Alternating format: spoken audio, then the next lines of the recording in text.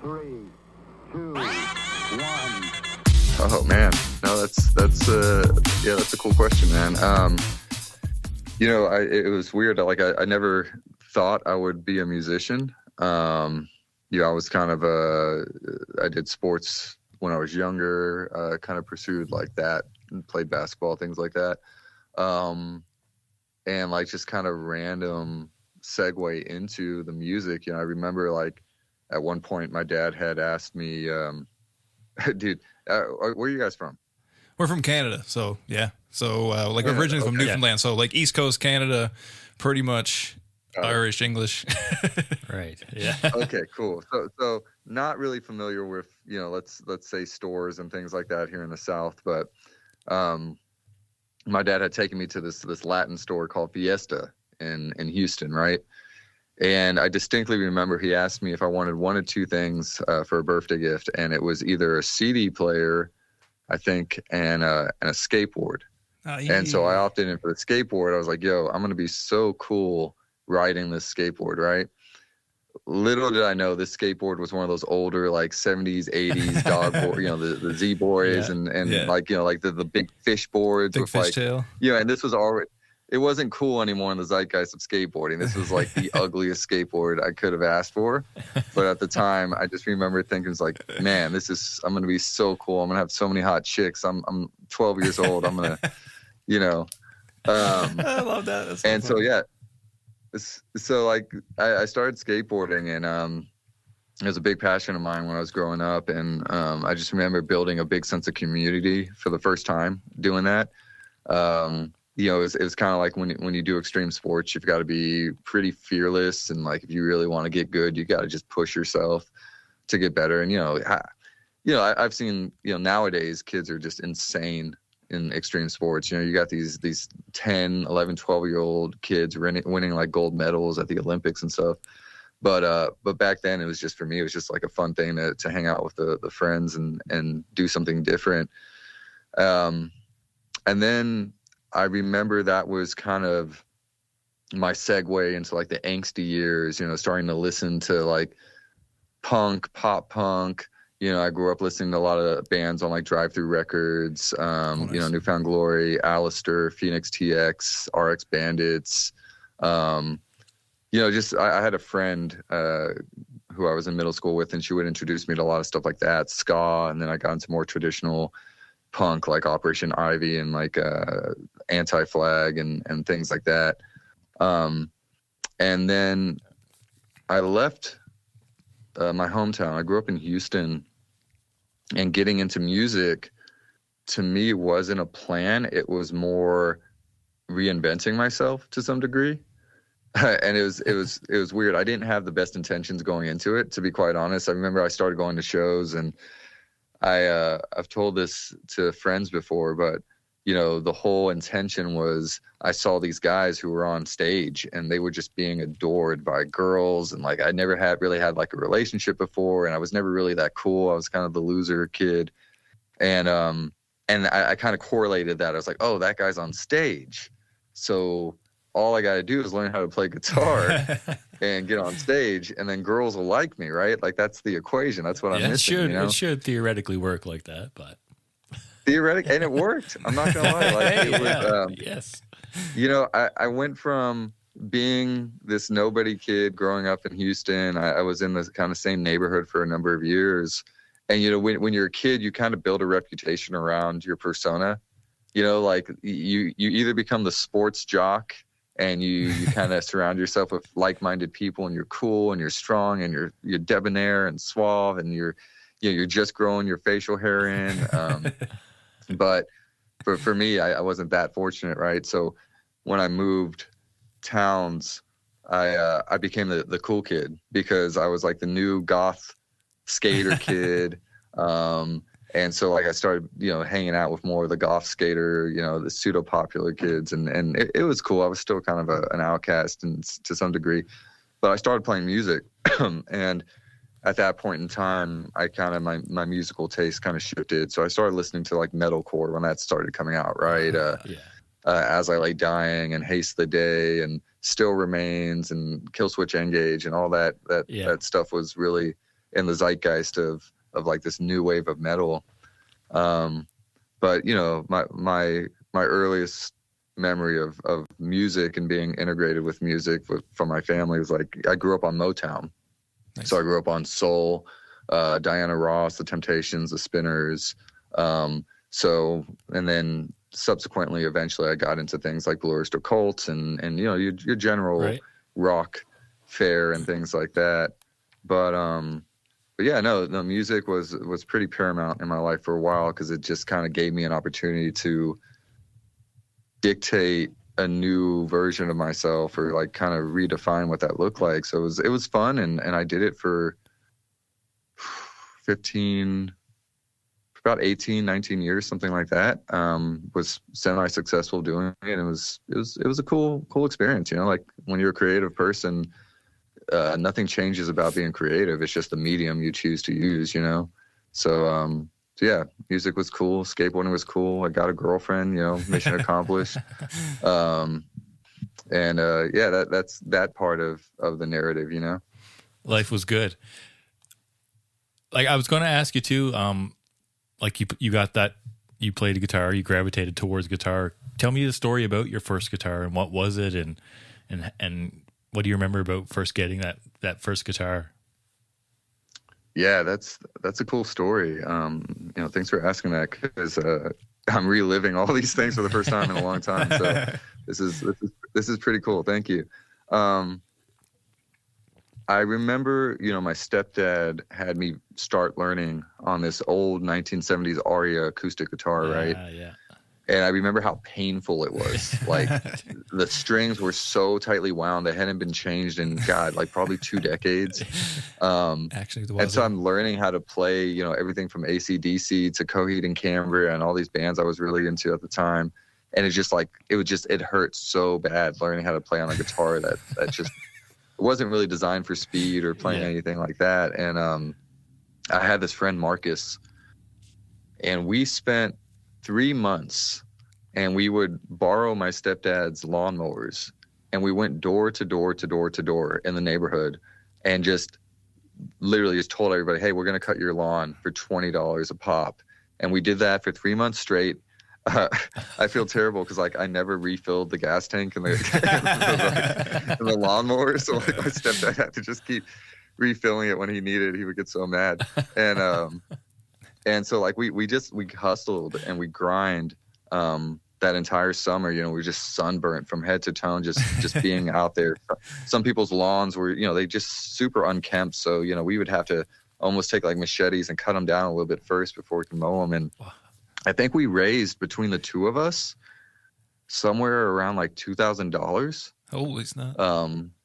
Yeah, I think we ended up splitting that money. And yeah, the first thing I did is I went to a pawn shop and I bought this little Fender 212 solid state amp, and I bought a PVT 60, which is pretty ubiquitous in like the old school, like late 70s guitar realm. And then the thing weighed, you know, it's notorious for weighing a ton of weight for being such a thin body guitar. And then I think I bought a hollow body, and it was interesting because, like, I didn't know what I was doing. I was just, I'm gonna buy a guitar that speaks to me, I guess. Yeah. And they weren't designed for the metal music that I was like about to start playing. So, you know, I've got a hollow body guitar that won't stop feedbacking on stage. I've got this solid state amp. I shit you not, we would play these shows and I would have to put like a fan, you know, like one of those Honeywell fans on the back of my guitar amp, because it would overheat. And it would overheat and it would cut out in the middle of our sets. So, like, just randomly we'd be playing this like hardcore music. Back then people were doing, you know, slam dancing and hardcore dancing, and then like you would just hear my guitar just cut out, and it was just like, just the crowd. You know, whatever. I was 15 years old, so you can't blame me. But hey, too funny. Yeah, that's an awesome story. First guitars, like, they're special, right? Like, we both play music, we play guitar and stuff like that. So I just wanted to hear that. Like, it's cool. Like, you always had that kind of creative, a little bit, that creative side, that creative passion as well, like musical to, you know what I mean? Like, you know, into what you're doing now is kind of considered artistic, you know, but like you're always kind of creative, different stuff like that. So yeah, it's awesome.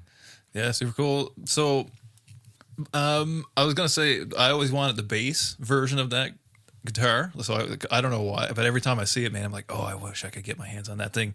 It looks so mean when people are playing it. I don't know what it is, but the pickups in it look different, and the thick whatever body that thing, it does weigh 3,000 pounds. That is a thing.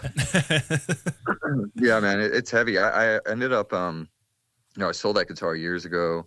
I always regretted it because, they appreciated so much in value over the past, 30 years. And so I ended up hunting one down on Reverb. Nice. And it was crazy. A guitar I paid $150 for at that pawn shop at that time in mint condition. I ended up having to find another one that it was like $800, just to to get one that was in decent condition. And then I bought the bass version as well because I was like, well, why not? I'm just gonna have both of them, Yeah.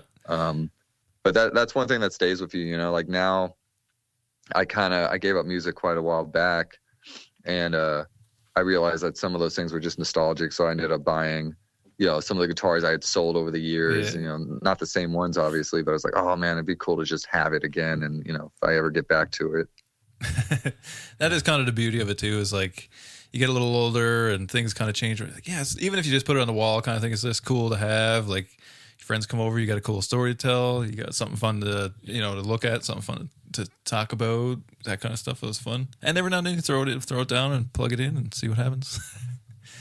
For sure, man. Do you still play? Man, I was in, sometimes I play drums more than guitar now, like it's more of just a therapy session, I'll just, sit on my E-kit and rip for a while. I mean, when I say it was like super integrated into music, I really was, it was, the last band I was in, we were a 9-piece Motown band. Oh, sick. So yeah, it was so much different than what I had done in the past. And, not it kind of metal. spurred, I kind of started a cover band for my first marriage. And when I was, doing that, I fell back in love with like playing Motown or listening to Motown and soul. So I was like, I told the guys who were in the cover band that, they were musicians I knew. I just said, hey, do you guys want to just kind of keep this thing going and, write some originals and like really get out there and see what we can do with it? Cause, I owned a recording studio at the time. And so like, I was like, look, I've got all the gear. We can record at my spot. We'll practice at the studio. We'll record the sessions. I'll produce everything. And so we did that for probably about 5 years, and we got relatively successful in doing it. And it just, if you've ever been in a band with 9 guys, it's not sustainable. Yes, I have.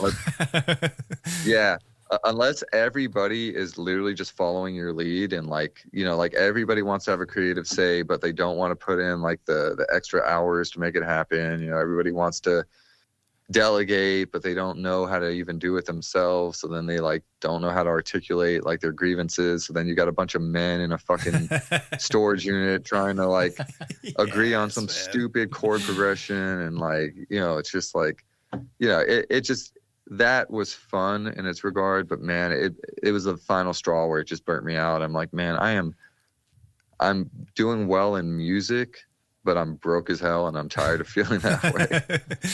Yeah, it's unfortunate too. Like that's the worst part about trying to be a musician. Like on top of the fact you have to deal with at least one other person. Like you at some point, whether it's another musician or somebody in the business, whatever it is.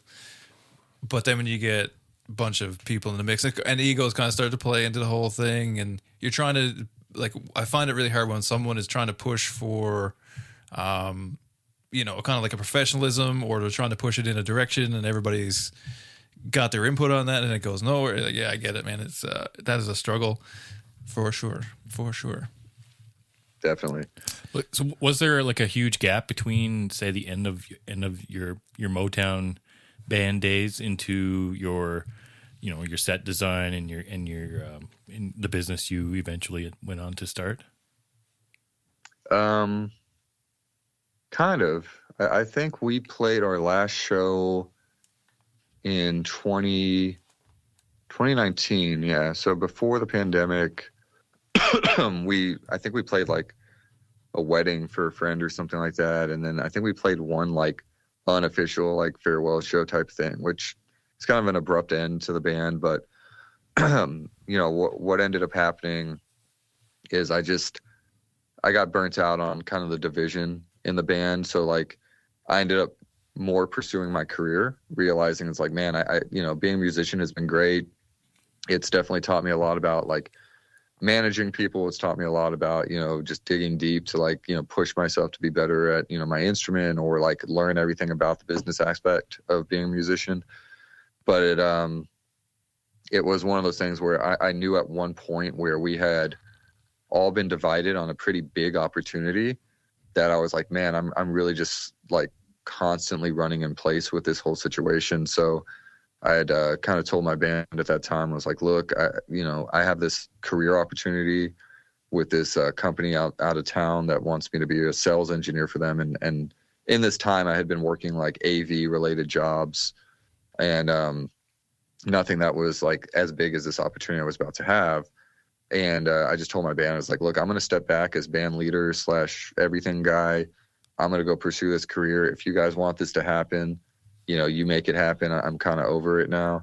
And it just kind of just like started to degrade over time as far as like the quality of the shows and all that stuff. So like the end of the band was about right before the pandemic. And then I launched my business like mid-pandemic, like it was like July or August of 2020. So it was like a year lapse, since I had played music or something like that. It must have been nice though to kind of be in a different headspace, to kind of let go of that, kind of trying to manage all these people and manage a band, to kind of just focus on, your own ideas, right? Yeah. No, it was interesting because, my whole identity was built around music for a long time. And I just remember, like herding cats all the time. Like, I had this vision, I have this idea. And so it's like, I didn't realize how much stress it was putting on my life. And I mean, it was putting stress on everything in my life, my relationships, my finances, my career opportunities.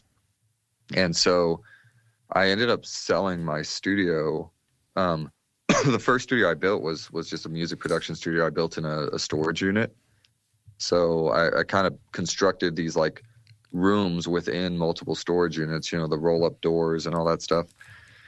And I just, it was a different situation. I didn't know anything about construction at the time. So I just kind of like wanted something for myself that was cool. And I did it. And I just remember the moment I relinquished kind of the whole music aspect of my life, I just felt like, oh my God, like, what am I going to do with all this like energy I have built in? I mean, like the music was my like muse in terms of like giving myself an outlet to just keep being in kinetic energy all the time. But without the music, I realized, okay, I didn't really have the opportunity to figure out what I was going to do next. The pandemic happened. And I had lost my job. So I was fortunate enough to where I sold that studio, which was like nothing. I didn't really sell it for much. I just really sold some of the things that were in it and kept all the equipment.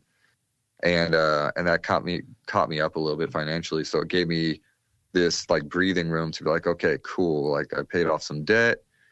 I just got laid off from work, but I've got this like 4-month severance to figure out my next move.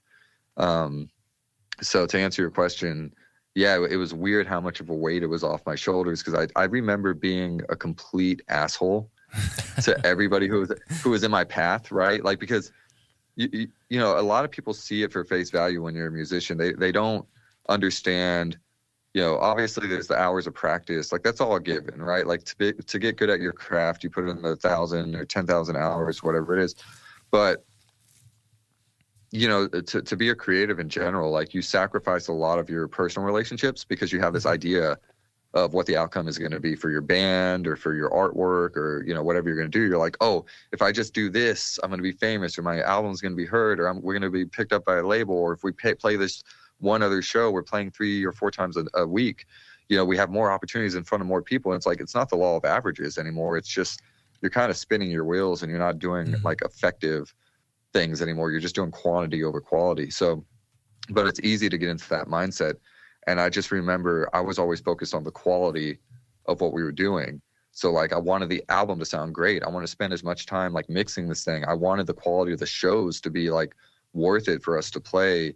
Like the logo, the music videos, like all that stuff. I was like, dude, I don't want to do it unless it's going to serve us and get us ahead. Otherwise, we're just playing the same show to the same people over and over and over again. This is so dumb. But in doing so, I was relentless about everything. I'd be like, hey, they don't have a good PA system. I'm going to go buy this extravagant PA system and take it to the and my poor ex-wife, like, you know, she was a trooper. Like, she went through the whole trial by fire, like helping me carry the subwoofers, helping me carry all my equipment, running. She would run sound on the iPad for us because we had, you know, like a Behringer wireless mixer and all this stuff. Yeah. And people would go up to her and tell her the sound sounds like shit. And like, she's just trying to do her best to like, you know, help us get through the night. You know, and it's just one of those things. I would start getting frustrated with people not showing up on time, you know, people complaining about, oh my God, this is, you know, I'm tired. I'm just like, bro, if you knew, you know, the amount of stress that I'm going through to just to get on stage, right? Like my glory was just sitting there for however long the set was, but I'm still constantly thinking about the sound. I'm thinking about the monitoring levels, you know, and yeah, man, I was pretty relentless about doing it the right way to where anybody who got in my path, sometimes I'd just blow up and be like, you know, get the fuck out of my way. You know, it has to be done my way, blah, blah, blah. And to some degree, you know, it's very divisive, you know, obviously, but in other ways, like somebody kind of has to take that role of being the like very, you know, proactive person who's just kind of playing, you know, the bad guy all the time. Cause it's like, you know, it's easy to get very like comfortable in any situation in your life. So yeah, man, I appreciate the experiences, and it kind of helped me build a lot of mental fortitude. But in all reality, I'm kind of a workaholic. You know, people use that term very loosely, but you know, like it's very true for me. Like textbook definition of like workaholic, and it just is what it is, you know. That's good. That's a good quality. And to be fair, like in a creative space, that's not normally the way it is. Kind of, you know, like you're the push guy, whereas everybody else is the pull guy, kind of thing. Like that's one thing I always found hard. Like I take it really serious when we're going to do it. So unless everybody else is taking it serious, why are we doing it? Like I feel you on that, but I feel like it translated obviously to what you're up to now. You know what I mean? Like you're very successful in what you're doing. Obviously you're working hard. Like it shows. Like, I mean, we've watched some podcasts and stuff like that that you were on and whatever. Even the way you speak, I mean, you're always busy. You're trying to take every opportunity coming your way or whatever.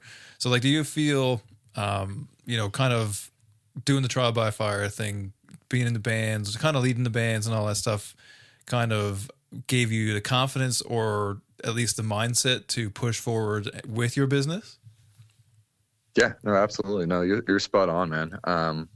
It couldn't have been said better, because that's the way I attribute where I am with my business today. You know, I don't look at it as, oh, I wasted all this time doing this thing when I could have been building a business. Like I think they go hand in hand with, you know, just, I think it's really about, it's not just the work ethic. It's more or less, how do you overcome like certain challenges that feel unsurmountable? And then you get creative with the solution. You know what I mean? Like when you're in a band or you're doing anything that's, you know, you have to share a space with and agree with people, you kind of have to build like a social rapport with people in a way that you can give a little bit and then get some, and then give a little bit and then get some. And then over time, you kind of start to learn each other's strengths, and you start to learn where your deficiencies are and maybe where you could get better at stuff.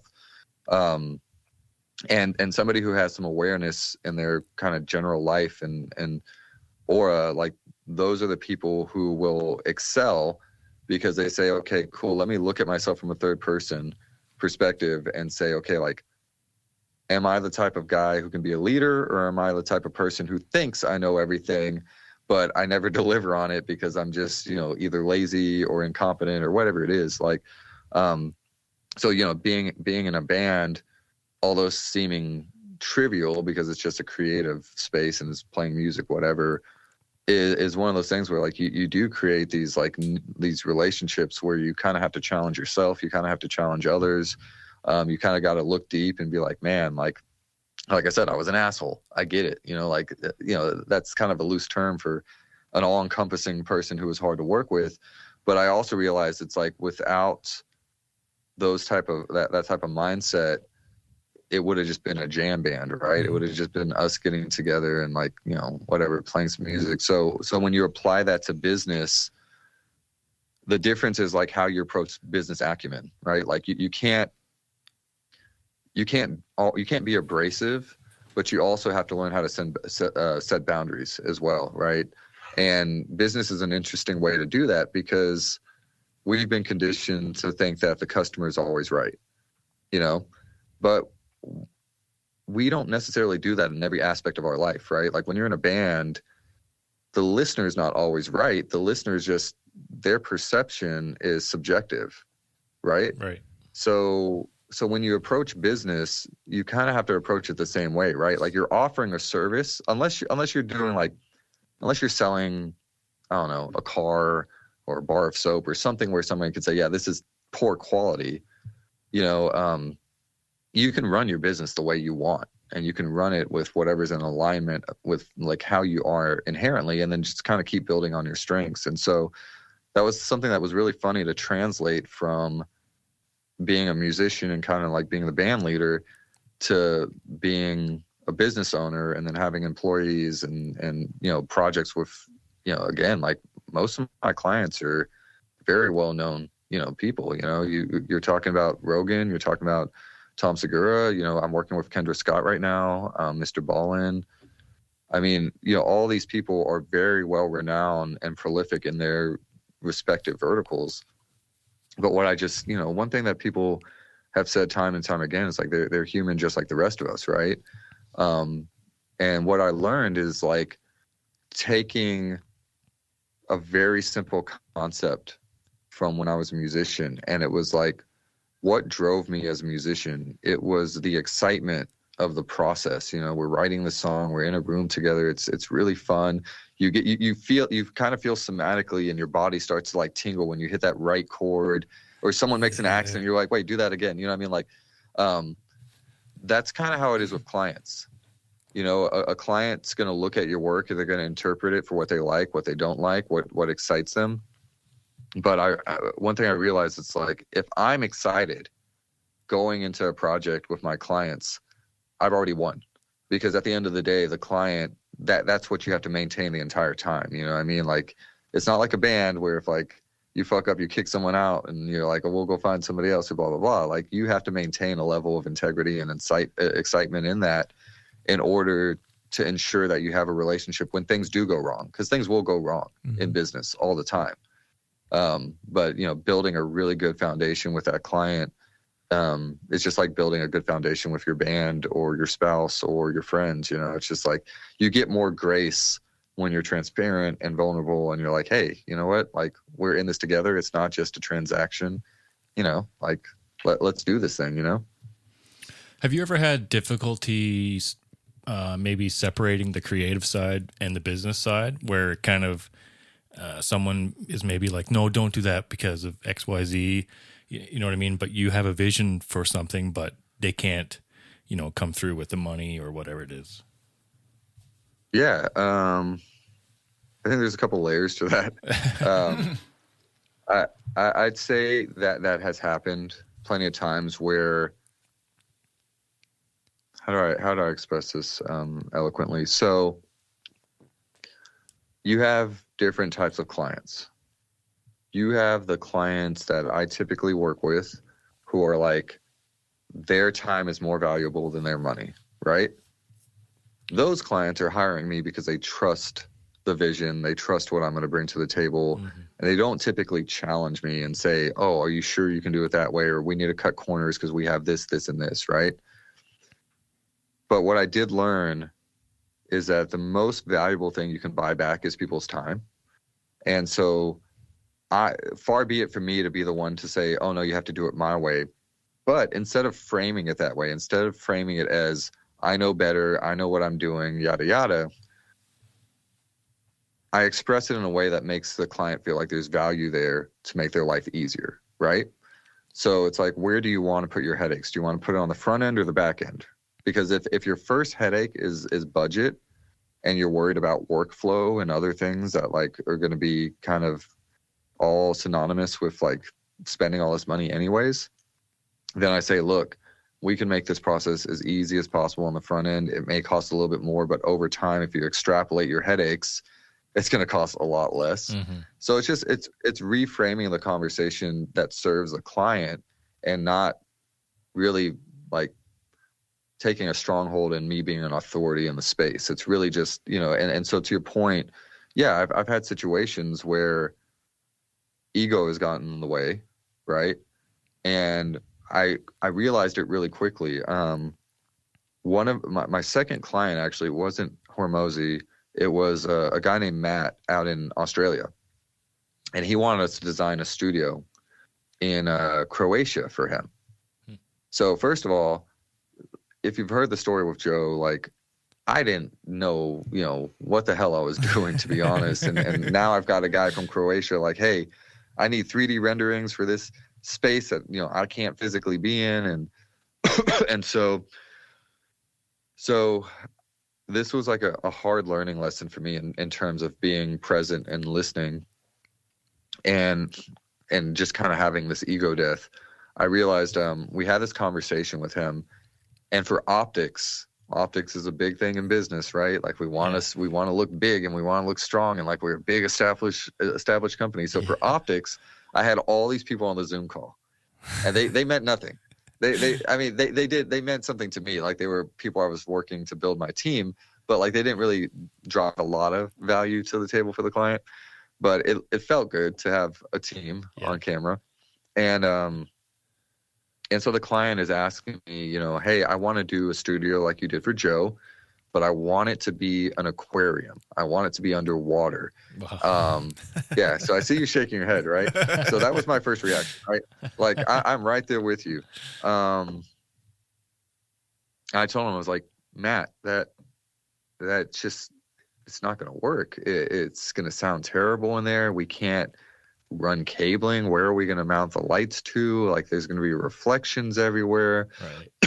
It's just not a very good idea, you know. And I'm voicing this. I don't remember, you know, what I said verbatim, but it was along those lines. And I could feel the energy in the conversation shift, and I could see his face on this Zoom call just kind of go morose. And I saw the wheels kind of turning in his head, and he's like, okay, well, you know, let me consider this conversation, and we'll talk again. Maybe we'll set up another call next week. And I laid in bed that night, and it was killing me. It was killing me because I thought I was big shit. I was like, oh, I'm this, like, I just did Rogan Studio. I've got to be a good sales guy, right? Like I got it. But I couldn't understand why this guy who was really excited about my work would not just dive right in and be like, yeah, let's do it. This guy knows everything he's talking about. And I sat there in bed, and I just remember thinking to myself, I was like, I did something wrong. What is it? And I had that aha moment. And I realized this guy was excited about the concept. What he wasn't excited about was me killing his dream. And so I set up a new call, and I you know, we get on the Zoom call, and I led in with this. I said, Matt, I want to apologize. You know, I realized that I didn't give you an opportunity to be excited about this or meet you there where you were. I think this is a really cool concept. I think there's a way to make this happen. We just need some time to make that happen for you. So just let me know what your thoughts are, and we'll figure this out, you know. And right away he's like, cool, send the invoice to my accountant. Here's the email, and, you know, let's rock and roll. But again, that whole story is just to say, it's like, to your point, you know, ego can get in the way when you're a creative. Ego can get in the way when you're like in business. You know, it's a strong tool to get you far in life, but it's also a strong detriment. It'll set you back very far if you don't know how to listen and use it to your advantage. Because people demonize ego, right? You can't do great things without ego, right? It sets the precedent and like the ball rolling for like those great things you want, but you have to learn how to taper that. You have to learn how to work around other people's expectations. And so I just realized that in that moment, what I had to become was the guy who got excited, the guy who said it was possible, because everything else I did before that was possible. I had to figure it out, and not the guy who tried to show off all my knowledge and be like, no, I know better about lighting and sound and blah, blah, blah. Like, nobody gave a shit. Joe didn't give a shit. Like, these guys were just coming to me because they thought I could do cool shit, and I figured it out every time. And that was the biggest lesson I learned in business, was like, oh, just be excited. Don't let your ego get in the way. It definitely doesn't hurt anything to be excited, right? I mean, it gets everyone kind of on the same level and gets everyone on the same page. And I think just, it's the positivity, right? It kind of keeps everything flowing, right. and you don't want to shut down creativity. You don't want to shut down someone's excitement. So it's good for you. Good on you for recognizing that too. And to, being someone who can take the lead there and kind of make things happen. So did it end up coming to fruition? No. Turns out you did know better, and the lighting was glaring on the background. You know what I mean? No. Long story short, man, we started doing all these renderings for this client, and man, we could never hit the mark. It would change. Like, it'd be like, I like this. So we went from doing this extravagant underwater thing to literally an empty concrete room with a TV with a logo on it. And I'm just like, this is a far cry from what we signed up for. Wow. If you were happy with this from the beginning, why didn't we start there? And then I don't think they ever built it or did anything with it. But, whatever. Oh, yeah, that's business. That's how it goes. But yeah, I mean, I don't want you to repeat the whole story again and stuff like that. But it is interesting to me that you did work with Joe Rogan. I mean, you created his whole podcast studio and stuff like that. I'd like to know how, you got onto his radar and what those first initial kind of contact with his team or how did that go? There wasn't really much to it, my friend was assigned to security detail. He knew he knew that I had built a studio before, which was my recording studio and the storage unit. I met with Joe, and it was just it was kind of this very organic, very just laid back scenario. I was in the room with him again. Like I don't really spend a lot of time glorifying celebrities or really like following anybody. So, a lot of people were like calling me out when I was on the Dov's podcast, like, oh, this guy didn't know who Joe Rogan was. It's like, that's not what I said. So the syntax was, I only knew him from Fear Factor. I didn't know anything about, I don't follow MMA or UFC. I don't, I wasn't into podcasting. I don't really even listen to podcasts these days. So it's like, to me, that's the name rang when like I was like, oh, Fear Factor. It was ubiquitous in like the early 2000s with pop culture. So like that was the first thing that I remember hearing his name from. So yeah, so when we interacted the first time, it was he was asking me. It's a very chill vetting process. He's the type of individual who he keeps his circle tight, and he trusts the people he surrounds himself with. He's very good at sussing out people who are inauthentic and have, nefarious intent towards him and stuff. So, it was as simple as, hey, this dude builds studios. Okay, cool. Like, can you do this in this amount of time? And me just saying yes. And then from there, it was just like, that's where all hell broke loose, and I had to just get it done. So yeah, it wasn't, I think people dramatize and they like romanticize interactions with these people as if it's like this big grandiose, like, oh my God, like we fell in love and we have this honeymoon stage and we go like have dinner and like we're, there's all these teams involved and it's like fucking mad scientists behind. Like, it's like, nah, man, I just met with this guy. He asked me to do a job and I was like, cool, I can do it. And we did it. And it's really the narrative after that is where things got exciting. It wasn't the excitement of working with Joe as my first client again. Like I was like, oh, it's a celebrity. This is amazing. Like this is cool. Like it set a benchmark for me to do something great, but it wasn't the driving force. It could have been Joe, whoever. And he could have been like, hey man, I want you to build a studio. Obviously money's no option. Just get it done. and I would have just done the exact same thing, you know? So with him, yeah, it was, I think I didn't know how much in the zeitgeist of pop culture he was. And so it wasn't until I had mentioned it to a couple of people who I asked to help me, where they were just like freaking out. I had a friend who I reached out to because I had a general question about something cable related or something that I was like racking my head with. And he's like, hey, you know, you're doing your own thing. And I was like, yeah, you know, I've got this new project with this client. And he's like, oh, okay, cool. So, you know, you're hanging TVs for people or whatever. I was like, no, man, I'm working with Rogan on building a studio. And I remember his response, I still have the message from him on Facebook, was like, why the hell would he hire you? And I just remember thinking to myself, I was like, bro, that cuts deep. Thanks, man. Yeah, thanks for the support. And I kind of rebutted with like, I sent him the screenshot of our interaction via email and, and text message. And he just like dropped his panties and was like, oh my God, Rogan. Blah, blah, blah. Like it always happens. Always like, I would love to meet him. And just like, okay, man, well, you know, I asked you a question. Can we get back to like my thing? We're working here, man. We're working here. Yeah, we're working here.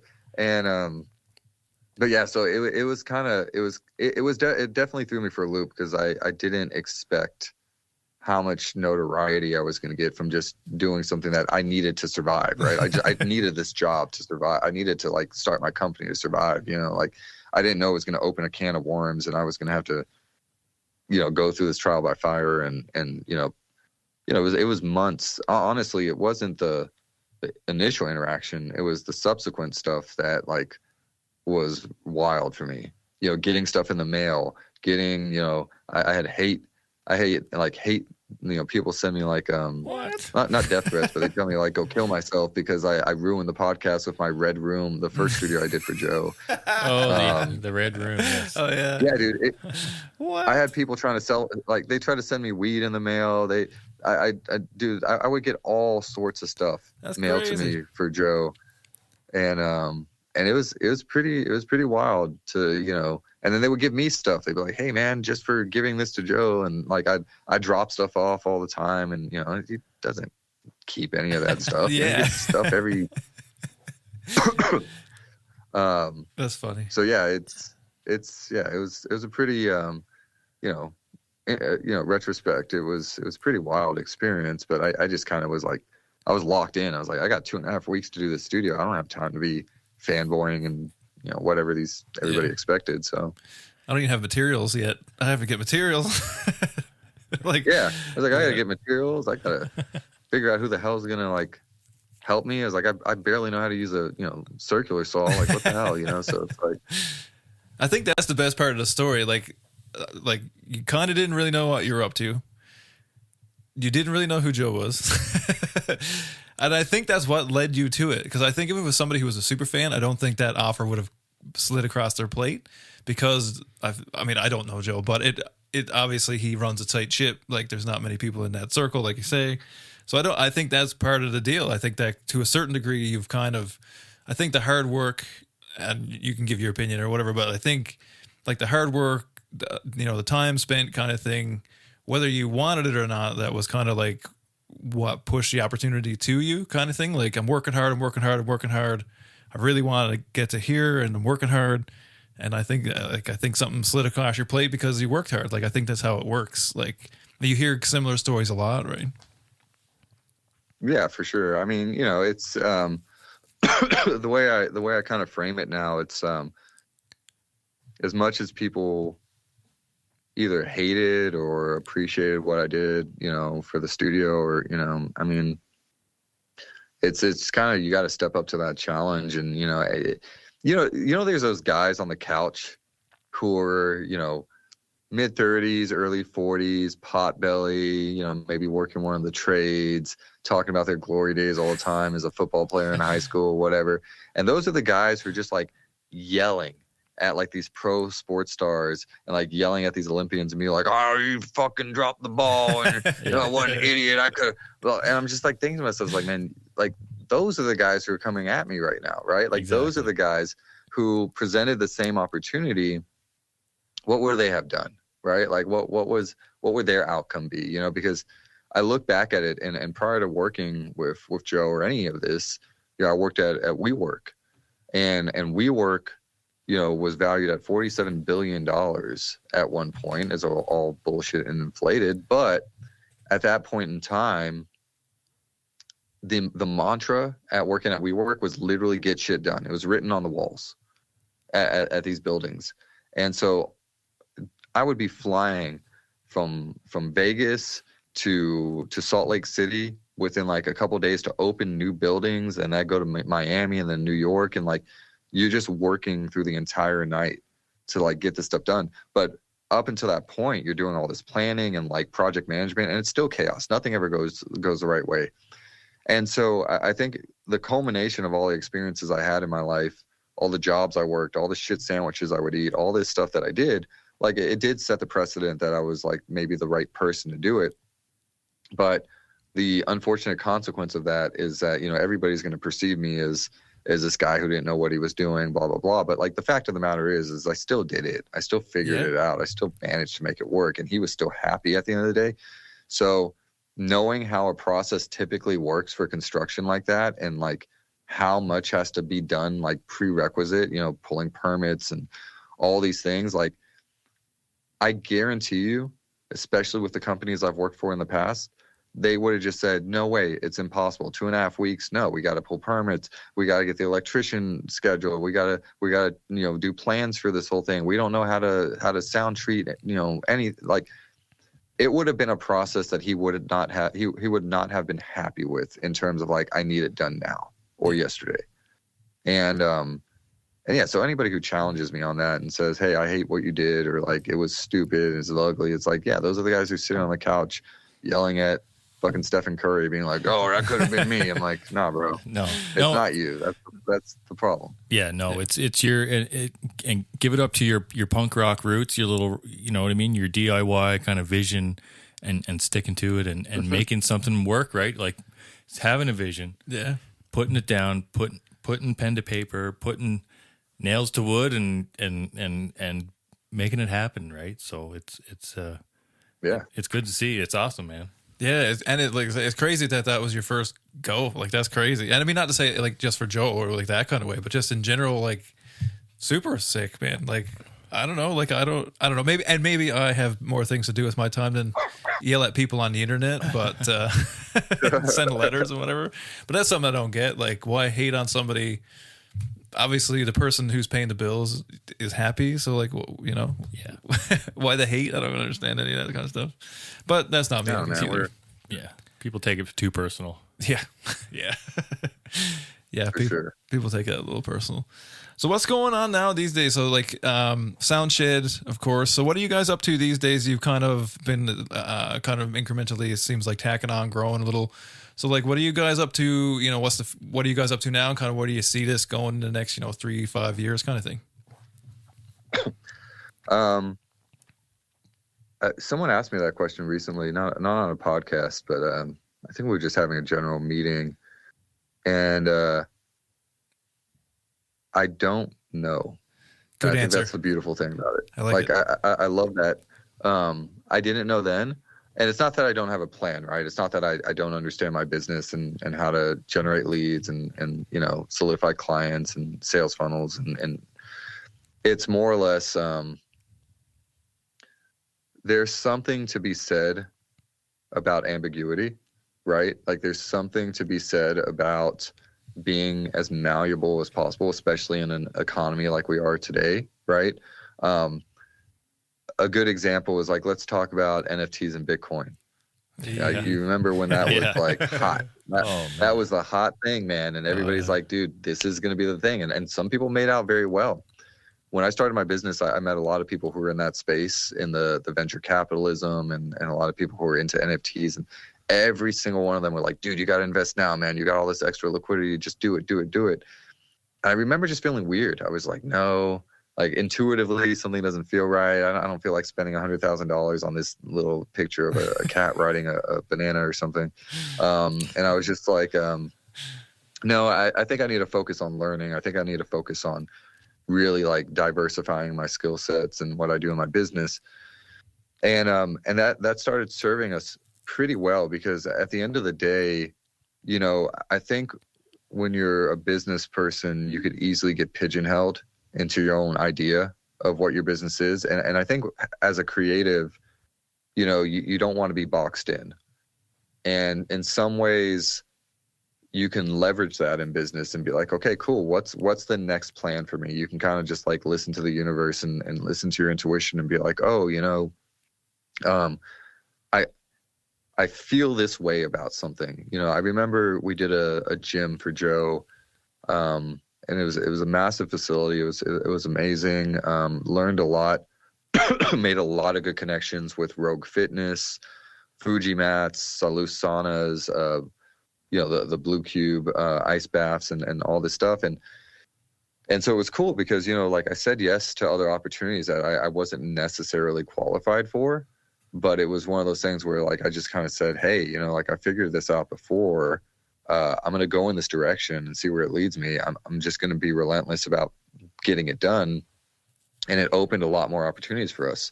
So we ended up getting into, like, the gym space, and we built a gym for Ballen. We started doing, like, we've done a bunch of sauna builds recently. So I just worked with Desmond Bain of the Grizzlies. We drove out to Memphis and built this really big sauna for him. I just got back from Ohio with like a 2-room sauna for this big CEO out there. So we've kind of like diversified in a way that doesn't really make sense to building studios. But we also started doing full-scale construction, full-scale remodels. You know, it's not as sexy as working with celebrities to build their studios, but we're working with clients who see the quality of what we do and want to translate it to their needs. And so I think kind of all encompassing for me, I'm kind of just going where like the opportunity feels right nowadays. You know, we sunk a good amount of investment into our studio facility. So the one you see me in right now, we've got multiple rooms, but like a big transition for me has been wellness. And it was a big kind of change for my life about a year and a half ago before I had my daughter. And it was one of those things where I realized how much it was kind of lacking in my life. So believe it or not, I'm 32 pounds lighter than I was a year and a half ago, and feeling amazing at 37, and have a daughter, and just trying to, like, you know, go more in alignment with like what the universe is telling me. And a lot of times it's crazy because when you're running a business, they don't ever prepare you for like the low times. Like, people are like, oh, you're your own boss, and man, you must make all this money, and you can like afford to do this, and everybody looks at you and you just have this like status level that you start to climb if you're successful. I never looked at it that way because I was never driven by the money or the status or the success. I like to own my own destiny. But one thing I realized is, like, you don't always get to choose that. And in business, if you can accept both avenues, if you can accept the fact that like you do have a lot of control over how you spend your money, how you treat your employees, how you become a leader, how you show up, like that stuff's very important, because if you don't have that, then the rest of the stuff doesn't fall into place. And I think a lot of business owners fall into this like scarcity mindset, where if they don't have the clients they want, if they don't have enough clients, they don't know that there's a huge power in the word no. And it's like, what makes you successful are the things that you actually walk away from, not the things that you actually take on. And so I've kind of learned that more and more as I've been building this business going to year 5.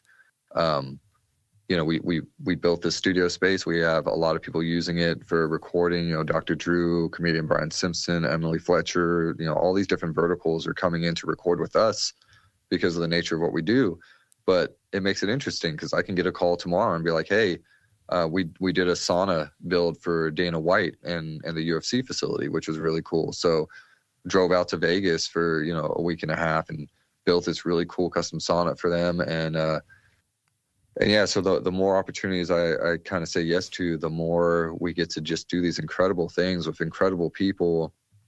And it's not just about, you know, who they are and you know, pop culture and status. It's just, these are people who appreciate what we do, and they're willing to pay us like the value of what we do, rather than us kind of like scrounging for scraps and being like, oh, let's just go get whatever client we can and, you know, we'll make it work. So, so yeah, I think the future is cool because like, I don't have to determine that right now. We just do what works. We lead with integrity and just make sure we get it done and just do the quality of work we always do. And it doesn't matter what we're building or designing or, you know, I mean, it's just fun. You know, it's a lot of fun, and it feels like I'm actually doing something that's going to like be fulfilling for a very long time, you know? So I think you got it perfectly in order. Like, I mean, the quality of craftsmanship comes first, right? Like you said, that's your number one goal. And then everything else kind of falls into place. Like the celebrity thing is awesome, but it's your quality of work is what they're going to tell their buddies about and what they're going to tell their friends about, right? It's the quality of like, look how fucking awesome this sonnet is. Like that's what's going to propel it and open up new doors to, you know, that you can say yes to. And it's good that you can just, you know, let the ego go and just, you know, whatever doors come by, you're willing to step through there and you know, let the quality of your work shine. Yeah, for sure. Yeah, it's beautiful, man. But Matt, we'll leave it there, man. On that was awesome, man. We really appreciate your time. Because we don't want to keep you any longer. You probably got to go start another studio right now. So I'm literally, I'm after this. Like, we got to go finish this other studio. So I'm like, 16 hours, man, 16 hours a day, no lie. Yeah, if you guys are ever here in Texas, I know it's, you know, a little bit of a bus ride down here, but if you do manage to get down here, you know, just come tour the facility, you know, come check it out. You know, I don't need to plug anything. I just want to extend that invite to you guys and, really you know, come be my guest here, you know? That'd be awesome. That would be awesome. And definitely trying to make my way down there. I want to get to the mothership, and I just like to get down to Texas and see what it's all about. It seems, we're kind of in cattle country up where we are right here. It's kind of like, we're in Alberta, so we're very Canadian Texas-ish. It's got and I think my father-in-law is going to move there. Actually, Vancouver Island in Vancouver. Where is that in relation to Alberta? Next guy over kind of thing. Like, so next province over. It's not that far, really. Like Vancouver, or not Vancouver, but BC's border is only an hour and a half away or something like that. An hour and 45 minutes. So not that far, but like nice. Vancouver's a nice distance, but it's not that far from BC technically. Mountain range kind of thing is around the corner. Like I say, really enjoy your work, and especially as, you know, kind of we're in that space as an audio engineer, really love what you guys are doing. I think that the business idea is cool. The work you do is cool. So yeah, man, really, really appreciate it. Yeah, absolutely. Anytime, guys. Awesome, dude. All right, man. Thank you Thanks so much.